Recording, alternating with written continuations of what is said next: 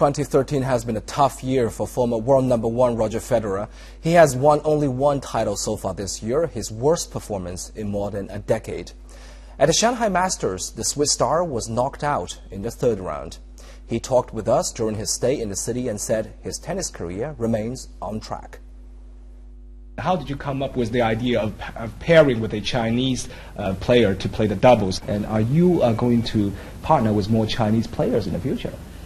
I don't know. I mean, we'll see. I mean, the idea was very natural, you know. I thought we can do something special here because the venue is amazing. It's such a well-run tournament, and I really want to give back in this part of the world. And the idea was then very quickly, well, why don't you play with a Chinese player? Because, okay, we don't know them, maybe worldwide yet, but they're quality players like Zhang Ze. And then that's when the idea came, well, I think that's wonderful. Let's do it. And then there was this big excitement. I was like, oh my God, you know, I hope I'm going to play okay doubles and not let my partner down.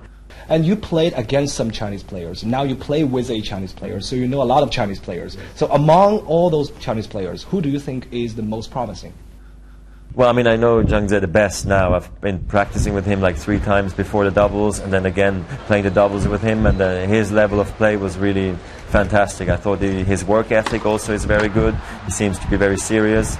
But I remember also in previous years, you know, I've practiced with other Chinese players, and I was also impressed by them. Just in the rankings, they haven't quite broken through yet, so I don't know them that well yet. But here in Shanghai, I always look out to see which Chinese players are actually doing really well. You came to China first time in 2002, so you are a good friend of China. You have known a lot about China, about Chinese tennis. So in the past decade, have you seen a significant improvement of the tennis here in China? Absolutely. I mean, I came here the first time in 2002, so that's, what, 11, 12 years ago now almost. So it's been a long time for me coming here and seeing the change, particularly here in Shanghai. I saw the rise of the Shisong Stadium. I've seen the rise of the women's tennis players who appeared and, you know, won Grand Slams in singles, in doubles, winning medals at the Olympics. So it's been very impressive on the women's side. On the men's side, it takes a bit more time. It's very difficult, it seems, to break through at the moment overall in the world as a teenager. We are used to a lot of 16, 17, 18, 19-year-olds making breakthroughs and making a name for themselves, and it's just not happening right now in the men's game. It's become very physical, very mental, very difficult to break through. So everybody just needs to keep on working hard and believing that that breakthrough is going to come eventually. We got to say, ever since 2002, you became very dominant in men's tennis world. In the past decade, you have won the ATP World Tour Finals 6 times. That's a remarkable achievement. How do you do that?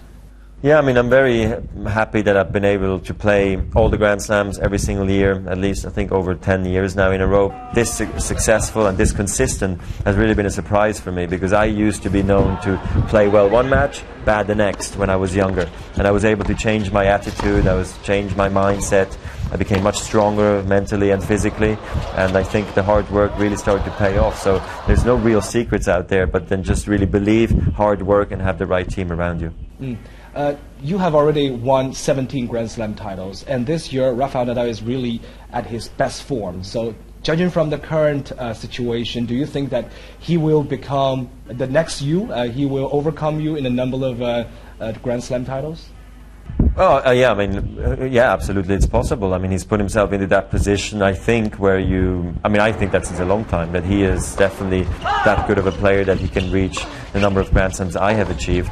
He achieved things that I will never do, and I have achieved things that I'll probably, he'll never do. So vice versa. So he's a complete player, but a total different sort of demographic. You know, he's left-handed. He's sort of a clay court specialist. I'm more the fast court player. So, and he came up very, very young. That's something that can never happen to me again. I'll try to play as long as possible, as consistent as possible, and as much as I can. I really hope he doesn't retire for a long time, so we can have more rivalries. It's really exciting, I think, for the game of tennis, the longer we stay in the game. You just said you want to play as long as possible. So how long is that going to be? Years. I look years ahead, you know. I'm 32 now. People have played till 36, sometimes even longer. My goal is to still, enjoy it. The mind or body will tell me when it's the end. But as of now, right now, I love it. I love going to practice. I love to travel. And I love the matches. I love playing in front of the fans. There's many things to really enjoy about my life. I have my family traveling with me. That's something new to me the last 4 or 5 years now. And that's also very exciting for me personally. What about your family? Have you ever found any tennis talents in your twin daughters? Not yet. Not very talented, no.